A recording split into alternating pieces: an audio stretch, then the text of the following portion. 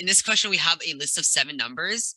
Or given that the average of the first 4 numbers is 5 and the average of the last 4 numbers is 8, and we're given if the average of all 7 numbers is 6 and 4 over 7, we want to know what is the number common to both sets of 4 numbers.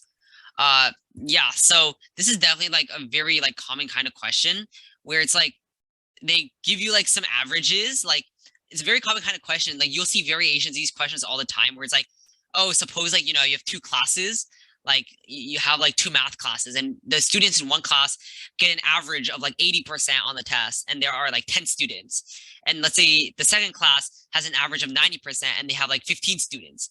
And then the question asks, you know, if you were to combine the 2 classes together, what is the average of all of those student scores? And there'll be variations of those questions. Like in this case, we have numbers instead of like student scores and things like that. But like it's a very common question about like combining averages and like doing stuff with averages. So it's a very like classic kind of question.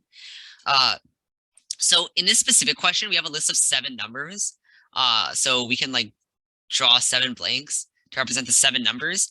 And we're given that the average of the first 4 numbers is 5. So the average of the first 4 numbers here is 5. And the average of the last 4 numbers is 8. So the average of these 4 numbers is 5. And the average of these 4 numbers is 8. And we're given that the average of all 7 numbers is 6 and 4 over 7.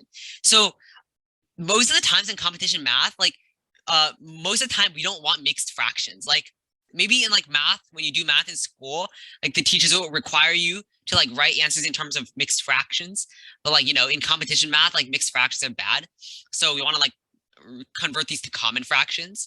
So 6 and 4 over 7, that can be easily converted to like 46 over 7 as a common fraction. So we know that like the average of the numbers in this black circle is 5, and the average of the numbers in the blue circle is 8.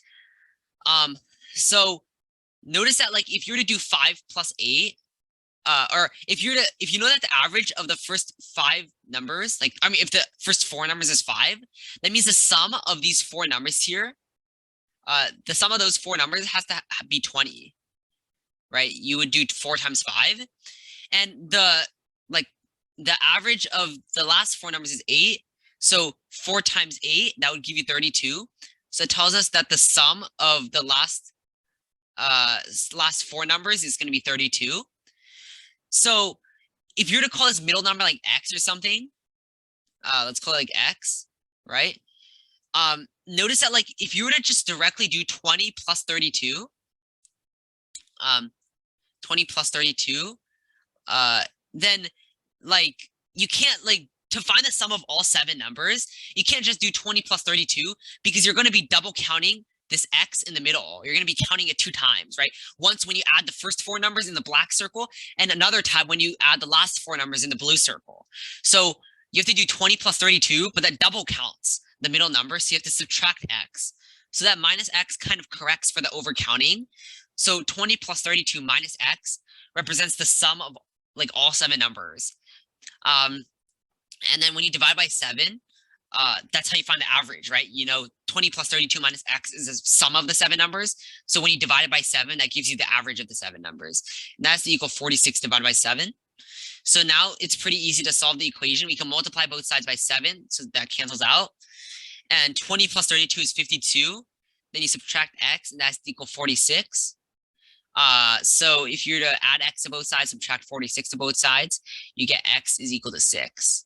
So that tells us the middle number is equal to 6. So looking back at our choices, that would be choice B, which is like the correct answer. Yeah, so I guess like just the general idea with these average questions and combining averages and things like that, which is like a lot of times it's a lot more convenient to work with the sum of numbers rather than the average of numbers. So when we're given that the average of 4 numbers is 5, that immediately tells us the sum of those numbers is 20. When we're given the average of the last 4 numbers is 8, we know that the sum of the last 4 numbers must be 32.